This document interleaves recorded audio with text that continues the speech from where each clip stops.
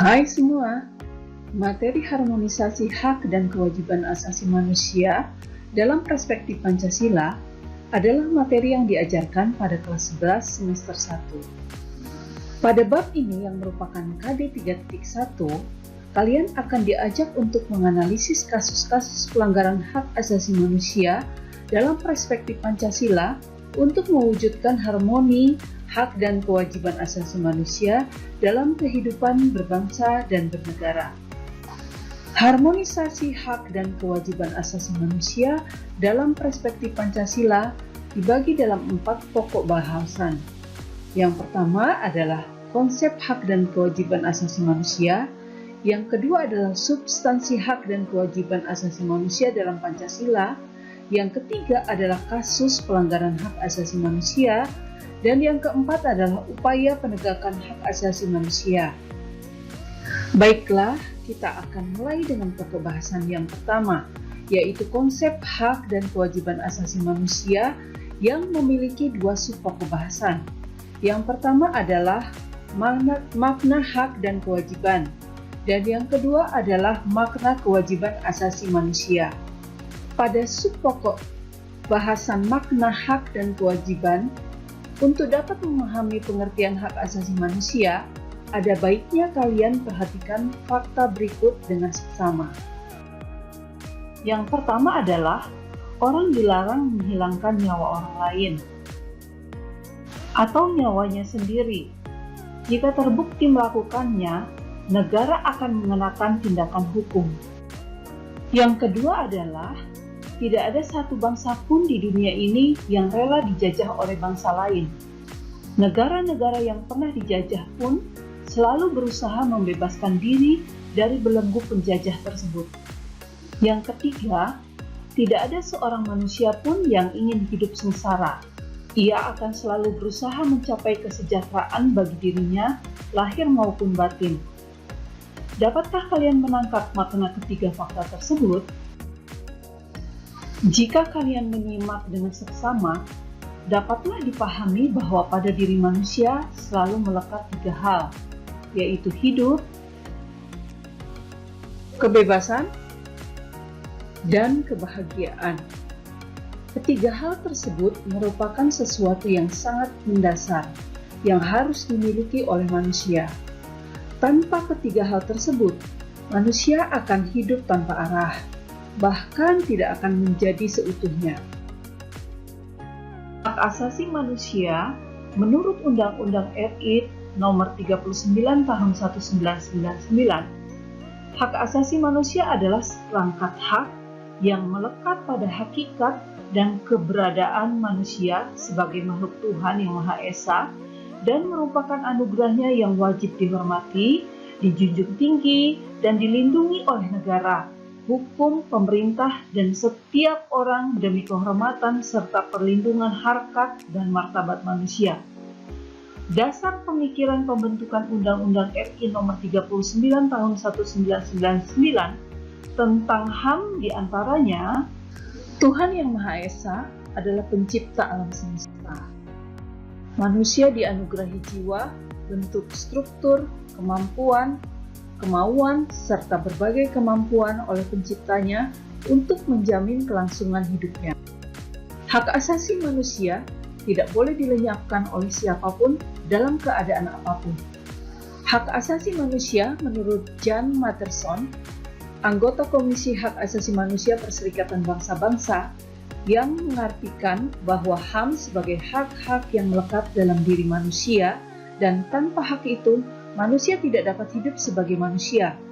Dari pengertian tersebut, maka pada hakikatnya dalam HAM terkandung 2 makna. HAM merupakan hak alamiah yang melekat dalam diri setiap manusia sejak ia dilahirkan ke dunia.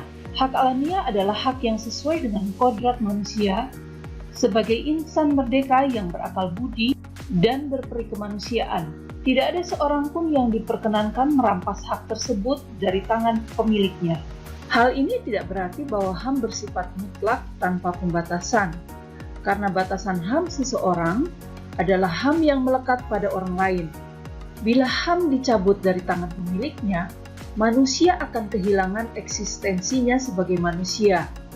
Makna HAM sebagai instrumental atau alat adalah bahwa HAM merupakan instrumental atau alat untuk menjaga harkat dan martabat manusia sesuai dengan kodrat manusianya yang luhur.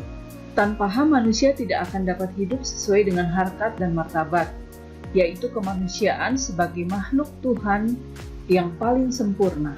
Dibandingkan dengan hak-hak yang lain, hak asasi manusia memiliki ciri-ciri khusus sebagai berikut. Hakiki, artinya hak asasi manusia sudah ada sejak lahir.